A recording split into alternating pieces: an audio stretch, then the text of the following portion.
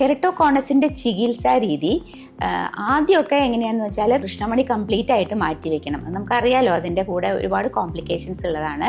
പക്ഷേ ഇപ്പോൾ ഇതിന് പുതിയൊരു ലേസർ ചികിത്സ വന്നിട്ടുണ്ട്. കൊളാജൻ ക്രോസ് ലിങ്കിങ് എന്നാണ് ഇതിന് പറയുന്നത്.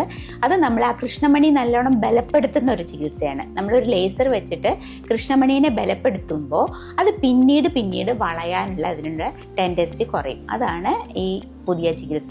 അതിൻ്റെ കൂടെ തന്നെ നമുക്ക് കോൺടാക്ട് ലെൻസും കൂടെ, സ്പെഷ്യൽ ആയിട്ടുള്ള കോൺടാക്ട് ലെൻസ്, ഈ കെരട്ടോകോണസിന് വേണ്ടി മാത്രമുള്ള കോൺടാക്ട് ലെൻസസും അവൈലബിൾ ആണ്. അതും യൂസ് ചെയ്താൽ നമ്മൾ ഈ കെരട്ടോകോണസ് പ്രോഗ്രസ് ചെയ്യുന്നത് തടയാൻ സാധിക്കും.